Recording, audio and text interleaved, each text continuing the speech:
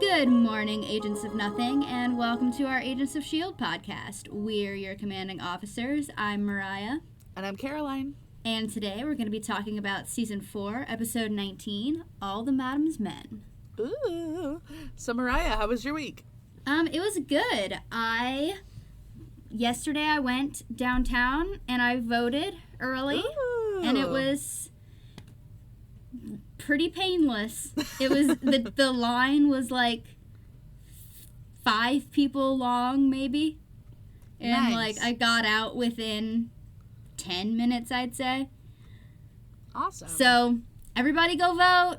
Go vote. If you can, if you're old enough. Please. Please. We beg of you. How was your week, Caroline? My week was very interesting, but the highlight actually just came this morning. David and I are putting in an application for a new rental house. Yay! So we'll be moving in November or December. Haven't quite decided on the specific day yet, but yeah, we found this really cute house that is like within our budget.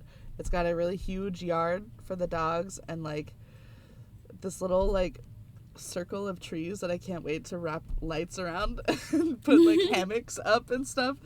But yeah, I'm really excited about it. It's really cute and it's in this like sweet little neighborhood that is like exactly where we want to be. So awesome. Yeah. Yay! I can't Yay. wait to come visit. I know. David still has to put in his application tonight when he gets home, but we like got all of our questions finally answered today. I couldn't text the realtor all week because of all my phone problems that I talked about on the exclusive subscriber part of this episode. So if you want to hear about that, you have to subscribe. $2.99. $2.99. You can unsubscribe right after. We don't mind. I won't know. But yeah, so I finally like got her text last night and then got to ask all the questions that we've been trying to ask for a week now. And yeah, so I think hopefully everything works out. Everything seems good so far. So Awesome. yay. All right. Are you ready? Yeah, I think so. Okay, so this episode was written by Charla Oliver and James C. Oliver and directed by Billy Gearhart. All right. I did not notice that they have the same last name, and now I feel like I should look up if they're brother and sister or a married couple. I feel like we've done this before. It sounds familiar. The Olivers. Does it matter? No. Okay.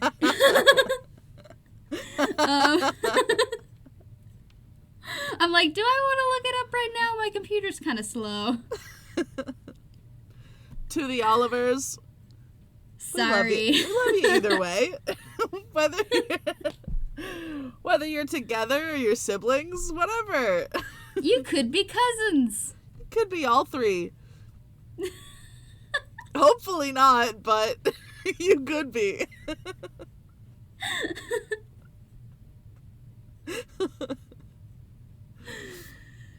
The title is a play on a line from...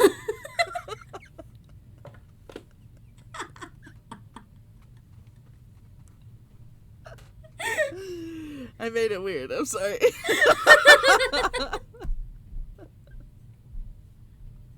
I just didn't know how to move on from that, so I just moved on.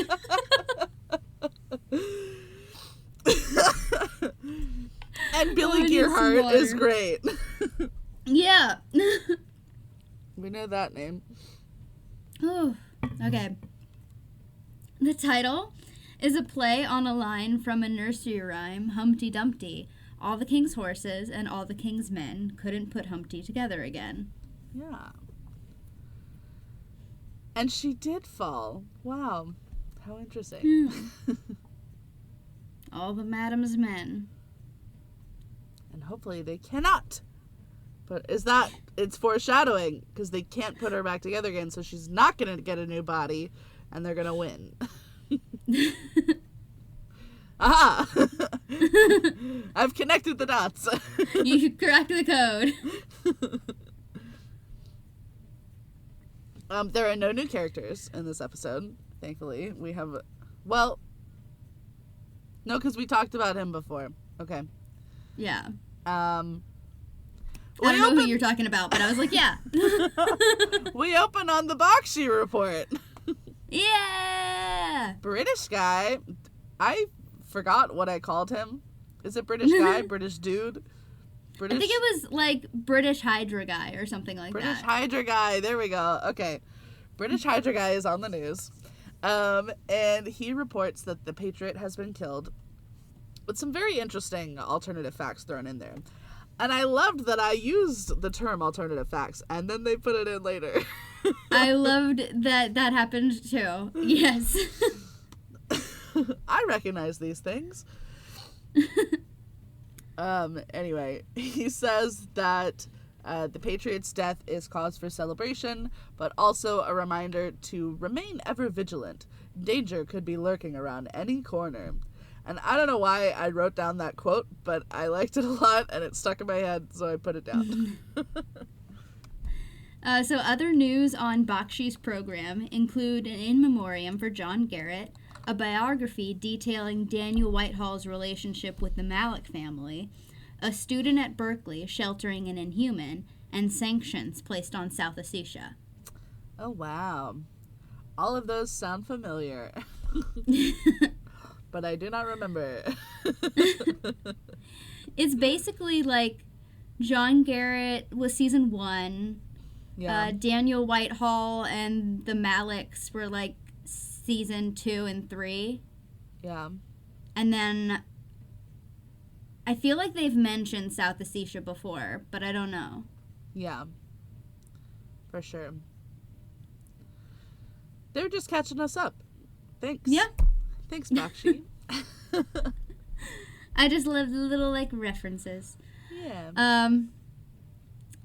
And so during the Bakshi report, there's a square of the screen for an in memoriam John Garrett, American hero.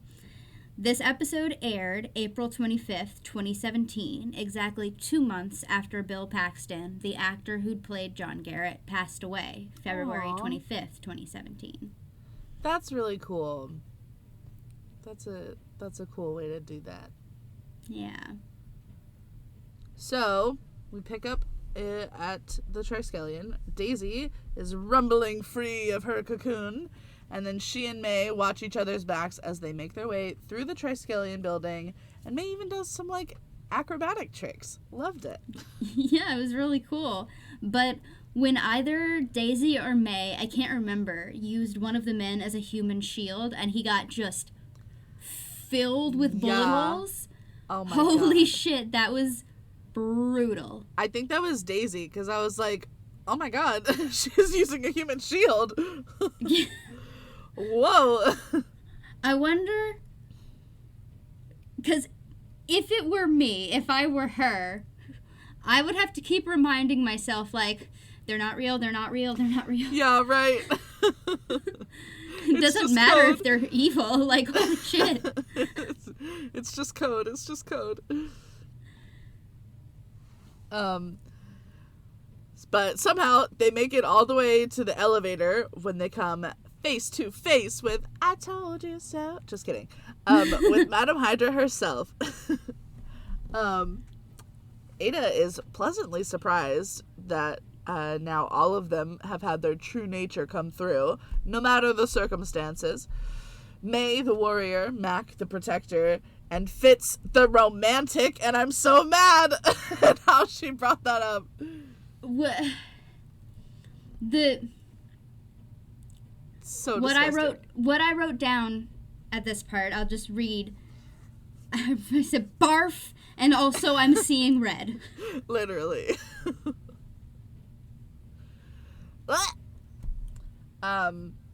But then Daisy does us all a favor and blows Ada all the way back and through the wall, or window, wall, whatever, of the, like, 100th story that they're on. And then she falls and, like, bounces on the ground. And, like, I don't think that people bounce when they fall from that height. But, you know, like, luckily, I've never seen that happen, so maybe I'm wrong. Okay, so gross forewarning. You can use the little skip button if you don't want to hear about this. But I did look it up, and human bodies do bounce when they hit the ground from that high up. Ew. Okay, well, I was wrong. I don't ever want to see it happen. Yeah, me neither. Me neither. So I guess this is the only way that I'll see it happen. Anyways, a goof. Oh. A goof during this scene. At the moment where Daisy blows Ada back through the window, the 2 guards with her have mysteriously disappeared. I assumed that she, like, pushed them aside to be like, get out of the way. But I don't know. Maybe it wasn't a goof. Maybe they just didn't see it happen. I don't know. Anyway, so Ada wakes up in the real world and she's pissed. She quietly paces and reconsiders while Ivanov comes up and just fucking yaps about killing them. She's like, you can't kill them because I can't kill them because this is our programming, so get over it. She tells him to make himself useful and go find Daisy and Simmons in the real world. And honestly, yeah, get out of here. Go away.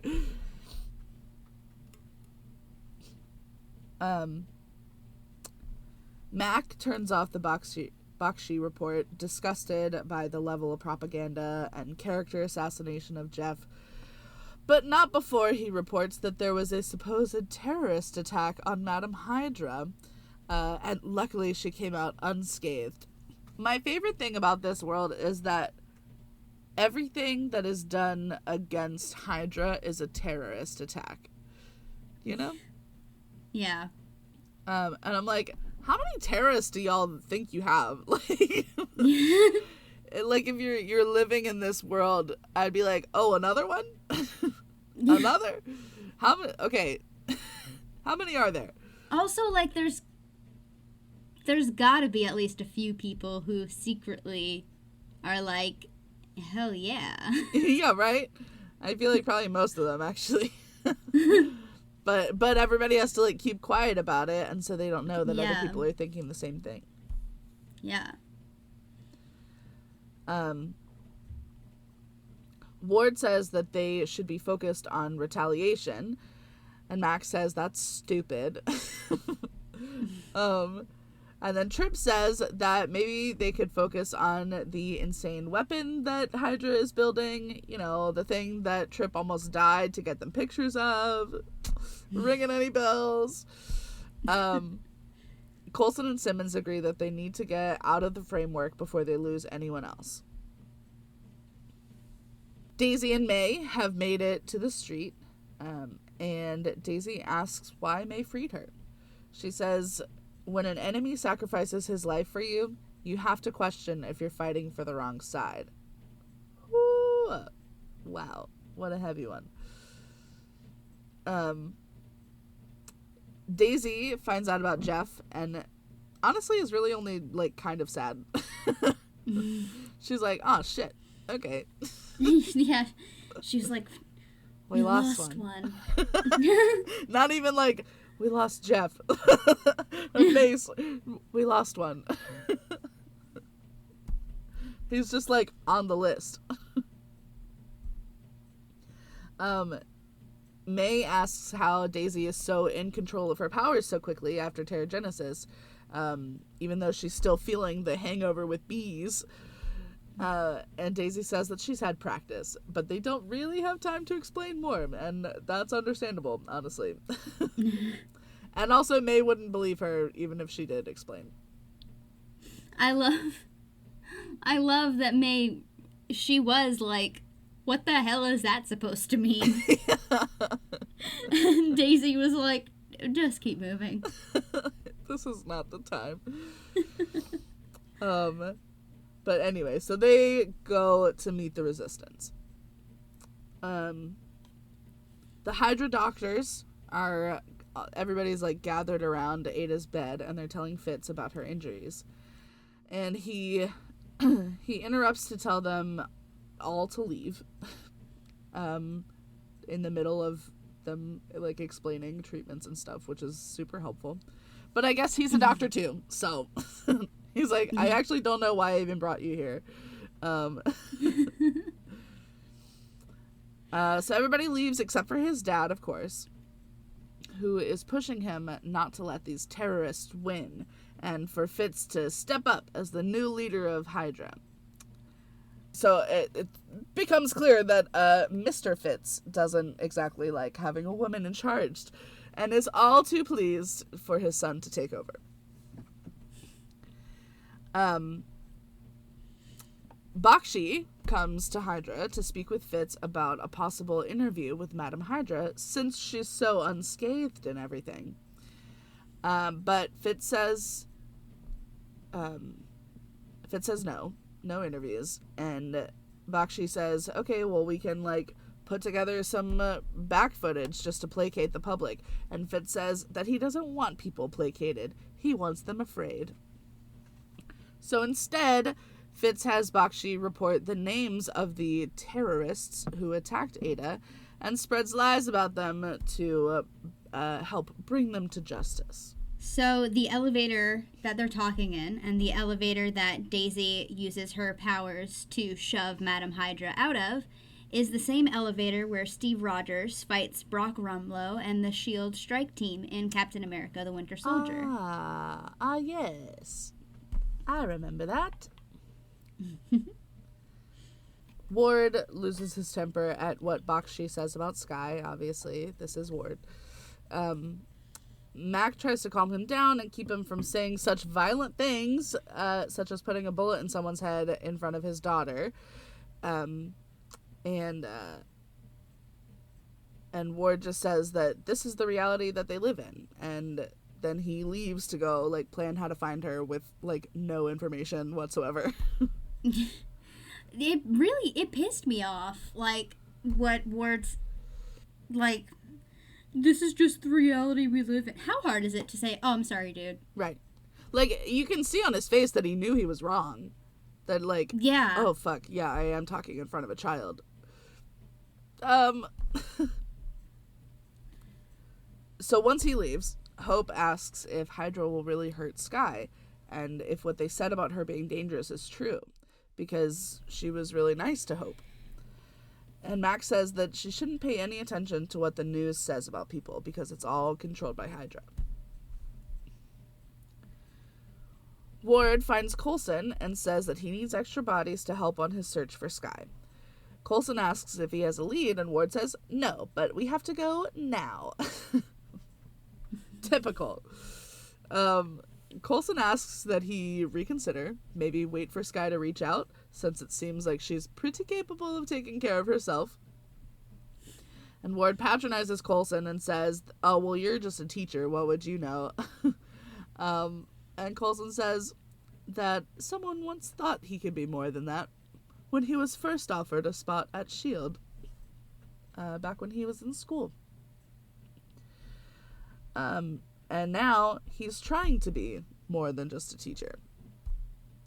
And then Ward tells Coulson about when he was approached by S.H.I.E.L.D. agent Victoria Hand. Literally, like, every time they bring up one of these names, it's like a fucking sleeper cell spy.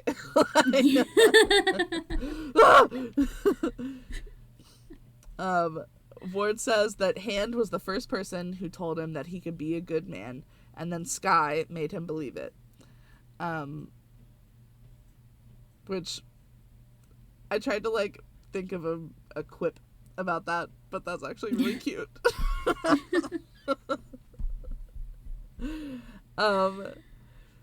But so Coulson ends up letting Ward go after Skye the way he wants to, and just tells him not to get killed.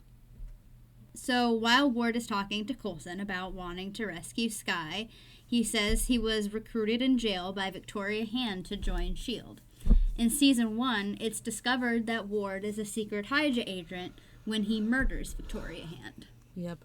And it just goes to show exactly what we were talking about back in Season 1, that if he just had someone to, like, look out for him who wasn't evil, he would have turned out way different. Exactly. Yeah. He still would have been an insufferable pain in my ass. Yeah. But he would have been on the good side.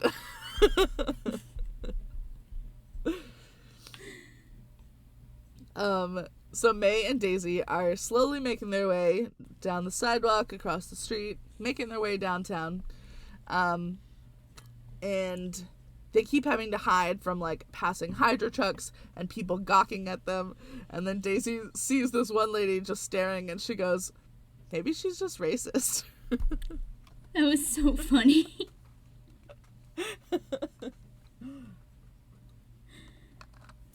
In the club, we all fam.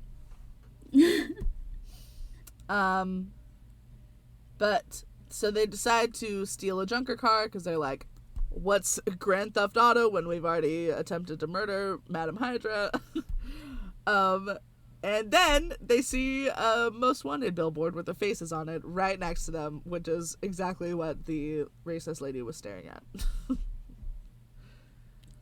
Simmons and Tripp get a moment to chat, and I miss them so much.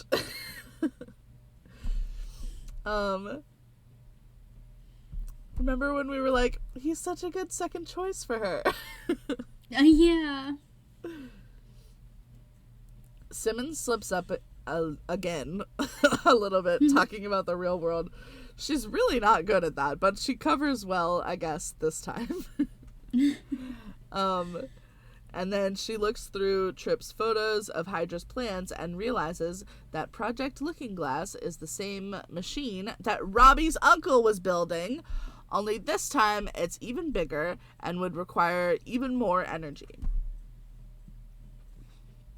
Tripp says that he remembers someone mentioning sending things at Hydra east toward the oil fields. And then Simmons remembers that Ivanov's base was on the Baltic Sea, so she knows where to go, and Tripp is more than happy to pilot her Quinjet.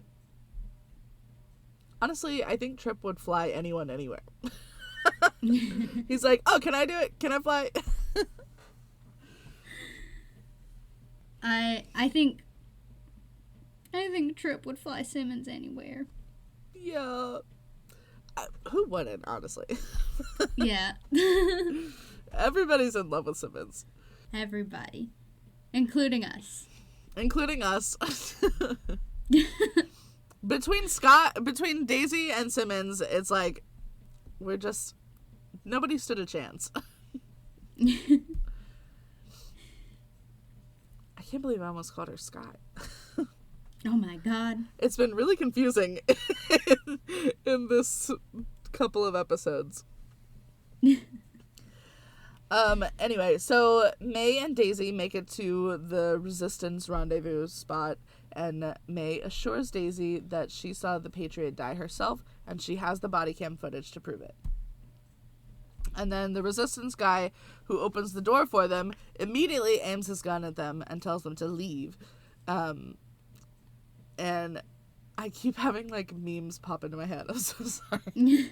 I just had the, you need to leave!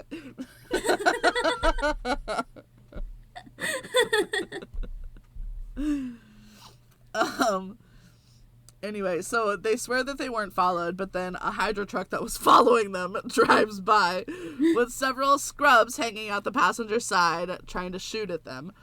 And so Daisy, like, quakes back an explosive that they shot at them back to the truck, and then it explodes as they drag the Resistance guy inside and shut the door.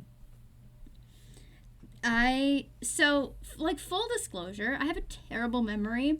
So, Really? like, I don't fully remember what happens. So, like, my note for this part was like, oh, this is bad. This is so bad. She just blew up a truck full of Hydra agents, and now the public is going to be even more scared of them. Oh, God. Not the fake public. It's almost like I'm watching it for the first time, but it's like I have vague memories. It's almost like that. It's like I'm in the framework, but I'm Coulson, and I have vague memories of the real world. Whoa! Oh my God. Whoa! Bringing it back. Okay, so back at S.H.I.E.L.D., Burroughs is freaking the fuck out. Ward is gone and Trip is gone, so he has no idea who to go to about this. But he got the call from the rendezvous spot, and he doesn't know what to do, because, like, what if it's a trap? He says that Agent Mace used to make those calls. So Coulson says that they should go check it out. He picks up the mantle, as he was always going to do. Yeah. Mac offers to drive on the Hydra bus, obviously. And so as Coulson and Burroughs go, like, start getting everything ready, Mac goes and says goodbye to Hope. She asks how she can help, and he says that she can show the other kids how to fix some broken radios. And they haven't shown him saying goodbye to her before, and so I am, like, so scared that we're not going to see her again. But then he comes back, and he talks to her again. So, I don't know. I don't know why they made that so terrifying. What I noticed during that scene was just the innocence of a child, and how good of a father Mac is, that in this world his child is still so innocent. Yeah. Because she just goes, "Can I help?" Like, not knowing, not considering it could easily get her and her dad killed. I know. Ugh. I hate that she's not real. I know. So May warns Daisy about Hydra's, like, standard operations when it comes to hunting fugitives, and that they don't have long before an airstrike is going to be called to blow up the building that they're in. May then admits that she called for the airstrike that ended up killing the Patriot, and May clearly feels like mountains of guilt about it. So Daisy tells her that she is not responsible for Hydra's lies. She didn't know the whole situation when she called for that. Daisy says that as soon as May found out the truth, she started fighting back, and that's what's most important. That's what they need people to do. In fact, if more people saw the truth, maybe more would be fighting back. Which is such an interesting thing to say when May has mentioned her body cam footage more than once in this episode alone. So Fitz's father interrupts while Fitz is, like, fussing over Ada. And he says that they've gotten a tip that seems legit for the location of Skye and May. Fitz starts to get up and says that he wants to oversee it personally. And then suddenly, Ophelia is awake and mobile and, like, not broken because she sits up halfway to grab Fitz's arm and tells him to finish the machine instead. She says, if it's finished, this body won't matter. And then she immediately goes back to being unconscious. But Fitz agrees, and his dad goes to deal with the terrorists for him. May and Daisy take down 2 of the Hydra agents who dared to come inside their hideout, and then Mac takes down the 3rd, but he aims his gun for May and says that he's here to help Skye, not the woman who held his daughter hostage. I love the way Mac says daughter. I know. I don't think that I could imitate it correctly, so I'm not gonna try. It's like a it's like daughter. Yeah, he says it like a New Yorker or something. Yeah, like New York or Boston or something. Yeah, one of them Yankees. Daisy explains that May is the only reason she's alive right now, that Hydra messed with her head, but she's fighting back now and can be trusted. Coulson steps in front of Mac's gun. This is not the first time that he's done this. And says that for reasons he can't explain, he trusts May, and Mac should too, especially since they don't have fucking time for this. Burroughs announces that this building was constructed during Prohibition, so there's a secret exit tunnel somehow. I thought this was just like a fucking shed, but sure.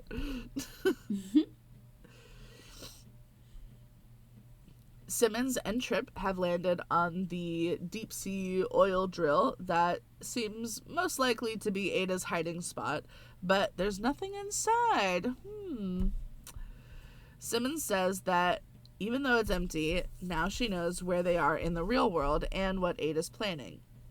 I sure wish I did. But luckily she tells us in just a second. In the real world, Ivanov is in this building, and he's trying desperately to override his programming and be able to kill Coulson, but he can't, obviously. Simmons explains her theory to Tripp, who is, like, barely keeping up. She says that Ada is trying to build a machine that can build human tissue, like build a real human body, so she can make herself into a real girl. She says that everything has led to this. Radcliffe, the framework, Fitz. Tripp says he doesn't really know what's going on, but he's here to help. I love him so much. I miss him. Yeah, me too. He says that he believes her because this is way too crazy of a story to make up. Which is funny because somebody made it up for this show.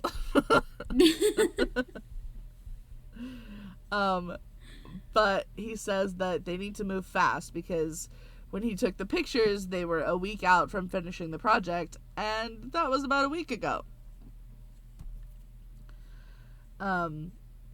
Fitz's dad interrupts him working on Project Looking Glass to say that they were right about the tip, but that Skye and May still got away, and they lost 7 agents.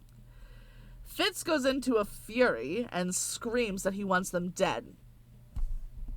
Mr. Fitz says, "Calm down. If I wanted you hysterical at every setback, I would have left you with your mother." Holy fuck. I fucking hate this guy so much. Oh my god. So Fitz straightens his tie and smooths his hair, and then he says, "You were right. I can't have any weaknesses. And that means I won't tolerate any weaknesses or failure from others, including my father." You fucking tell him, Evil Fitz, okay? I wish somebody would have just clocked him.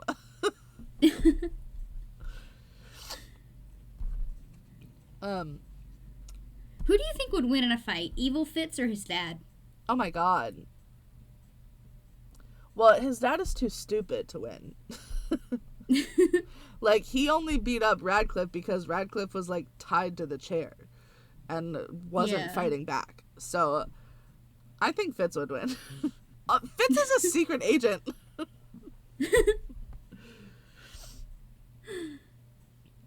So Coulson, Mac, Daisy, and May, and Burroughs make it back to the base, and Daisy says she should have known that the secret base would be the base. Mac goes to see Hope, and Coulson, May, and Burroughs go to view her body cam footage, leaving Daisy and Ward, who has come to greet them. Daisy starts to go find Simmons, but he tells her that she's on a recon mission with Tripp, which is the best news ever for Daisy. Ward says that Simmons told him about the other world and asks if that's what Daisy believes too. She says yes, and she knows a way to get them out, and Ward guesses that she does not include him in that. He says it's okay, he was just hoping that she would still be the version of her that he knew. And then he just says, "Glad you're safe, Daisy." Fuck this show, man. Honestly, fuck them for making me cry for fucking Ward. so mad right now.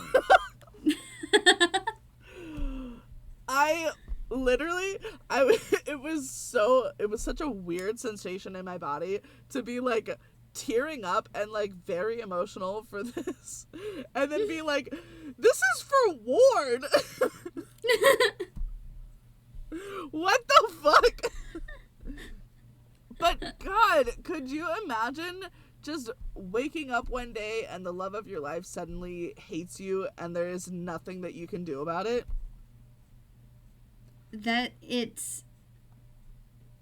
Yeah, I can't imagine, to be honest. I don't want to. Yeah, that's an awful feeling. I would never want to feel that. But, okay, so my overall thought during this whole sequence was like, but Ward, the girl you knew worked for Hydra. Yeah. Like, true. fully worked for them on purpose. Yeah. Like, she was not a double agent. To be fair, so did May. Yeah. So she just, the propaganda worked. Yeah. And maybe Skye would have come around once it was, like, revealed to her that she was an Inhuman. Yeah. I really think she would have. But I guess we'll never know. Alistair Fitz pays Radcliffe a visit in his cell, and he demands to know where May and Daisy went, why May decided to help her, etc. He mentions the other world, and Radcliffe is like, oh, you want to know about the other world? Well, guess what? It's actually the real world. You're not real. But in the real world, you're just a tired drunk who's too stupid to recognize his own son's genius. Radcliffe says that even here, as his ideal self, Alistair still is nothing without Fitz, which is true. Like, fucking hell yeah. And then Alistair starts beating Radcliffe, and says that he doesn't know anything about him or his son, which is hilarious because Radcliffe literally created you. So. Yeah. I think he does know about you.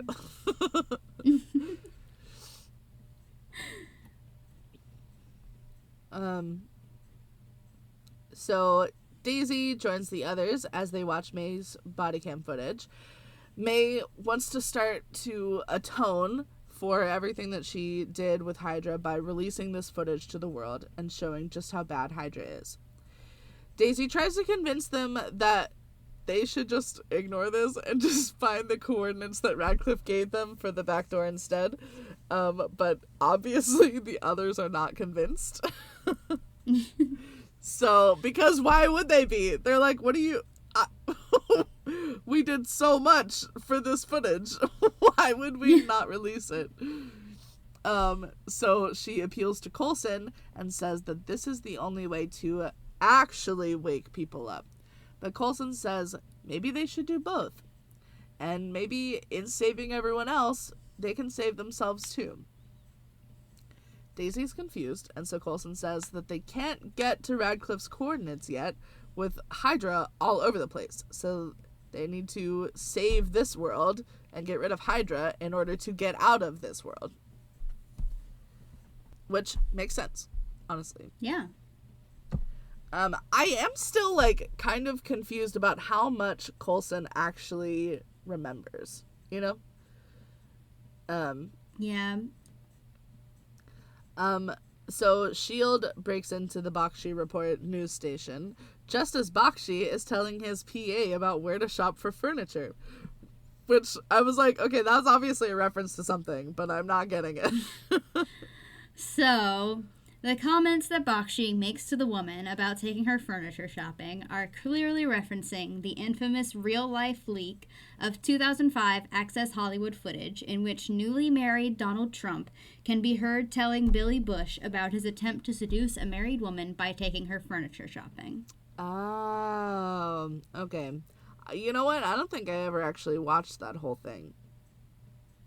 Because I was like, I don't want to listen to him talking. Yeah. That's me with most things, Trump. Yeah. Like, I'm like, I already know what I need to know about him. yeah. I'm good. Yeah. What's one more thing?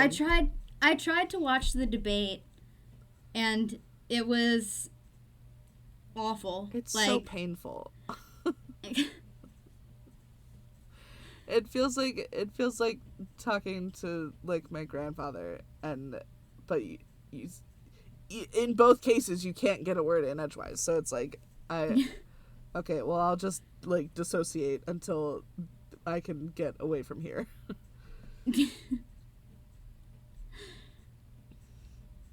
Anyway. So they get all the hostages tied up, including Bakshi, and get ready to go on air. And at first, Bakshi is adamant that they cannot force him to speak against Hydra. He is the most trusted voice in journalism. But Daisy quakes him gently one time, and he's like, oh, you can just put it on the teleprompter. Yeah, I'll just say whatever you want me to say.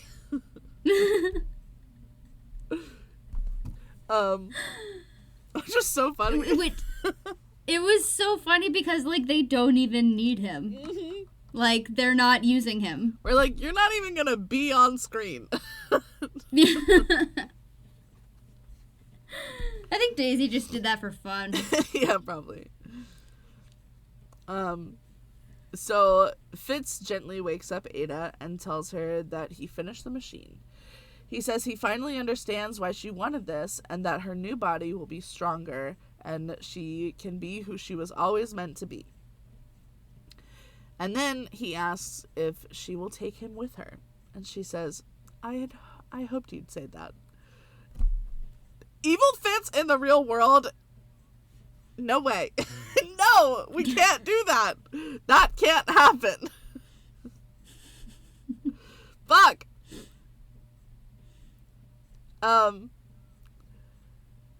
So May helps Coulson with his tie before he goes on air. And she gets some deja vu, because how many times have they fucking done that? And Coulson tells her that he feels that all the time. And he feels like it just means that he's on the right track. And so May tells him not to be nervous, to just tell the truth. Ward finds Daisy in the control room, and she's like trying to find a way to keep Hydra from being able to cut the feed, but it's not working. So Ward says that he'll stay behind and give them as much time as he can. She tells him that he doesn't have to do that, but he insists. He knows that he's not going with them. He tells her that Simmons told him all about the Grant Ward that she knew, and he doesn't want her to see him like that. And then he asks if once they get out, will he get his sky back? The ramifications of him calling her his sky, and like also she's the person who made him believe that he could be a good man. Oh my god. She's his whole sky. Anyway, she says that she doesn't know, but she hopes so. She says that she thinks maybe she didn't ever fully understand the real Grant Ward until she met this version, and maybe he did have some good in him after all. And I can't believe that they made me cry for fucking Ward twice. Twice!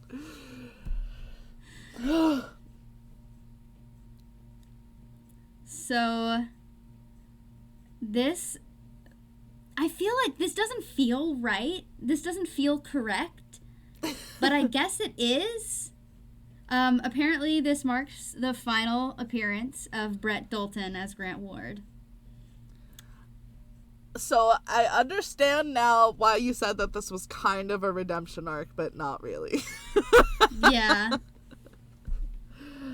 I feel like it just confirmed what we were already saying about him, in that he's got good in him, but he never had the chance to have somebody teach him how to be good, how to just... Yeah. He just always had people teaching him to be mean and manipulative and deceptive and kill. Yeah. And so, I mean, I don't feel like we had to meet this version of Ward to understand that, but okay, Daisy, fine. Anyway, it was nice to see a good Ward, though. Yeah. Insufferable as he may be.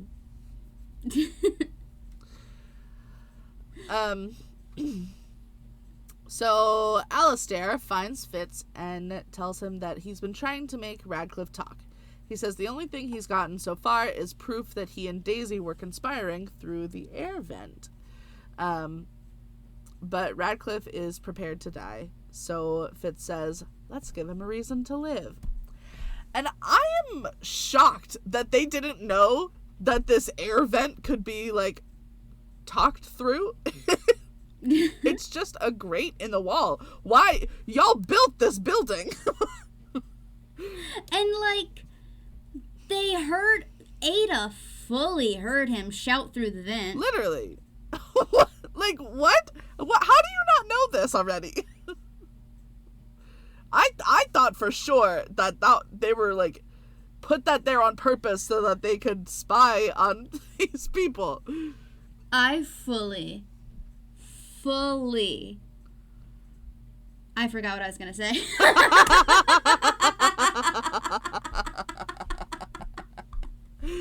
Fully forgot. I had the thought, and then I started speaking. And then it was gone. And it was gone. It's gone. Damn it. Well, shout it out if you think of it later. Anyway, so Coulson goes on air and shows the body cam footage. This emergency broadcast is shown on every screen, and so the world, including Ada, watches as he explains that Hydra has been lying and manipulating and giving alternative facts.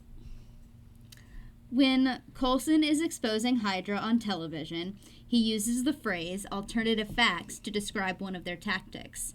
This was a phrase infamously used by U.S. Counselor to the President, Kellyanne Conway, in early 2017. Oh, Kellyanne. Oh, Kellyanne. It's so embarrassing. The fact that it was used by real... And like, it wasn't used by the opposition. It was used, like... Yeah, they said it about themselves. Yeah. We're just using alternative facts. Like, what? What are you talking about? I still can't believe that happened. And it's been 7 years since then. Oh my god. Imagine having to, like, learn about that in, like, a history class or in, like, a civics class or something. I would never have believed that. Oh god. Anyway. So Coulson says that he once believed... Sorry. He once believed that Hydra was too imposing for any one person to stand against. But he decided to stand up anyway. And now he's no longer just one person, he's part of something bigger. And he offers for everyone who's watching to join the something bigger. And then he pulls out the old badge that he found, and he says, I am Phil Coulson, and I'm an agent of S.H.I.E.L.D. Ah! Why am I crying? So good. It was so good. What a moment. Aww. Penny thinks so too. All right. So now it's time for the post-content content.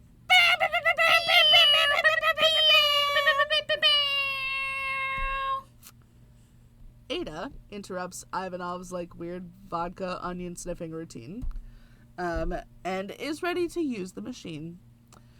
She swears that the two of them will no longer have any restrictions. No more programming.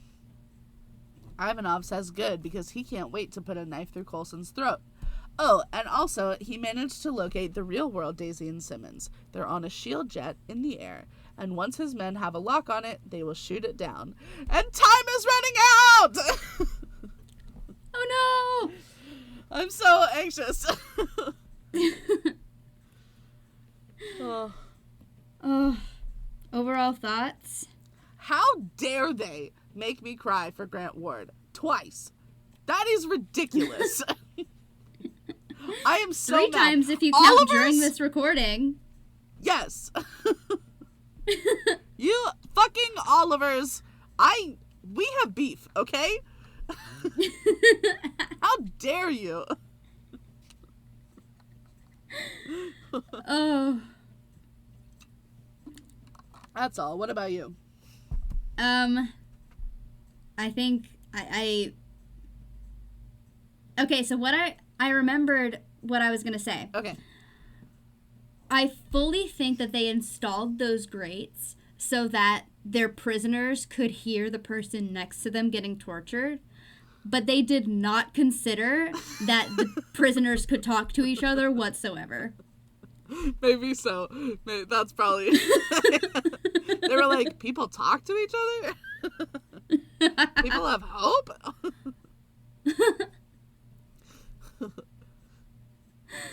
Well, that concludes our episode on Season 4, Episode 19, All the Madam's Men. Yeah. Next time, we'll be covering Season 4, Episode 20, 420 Plays It, Farewell, Cruel World. So stay tuned for that. Okay, bye. Bye, love you.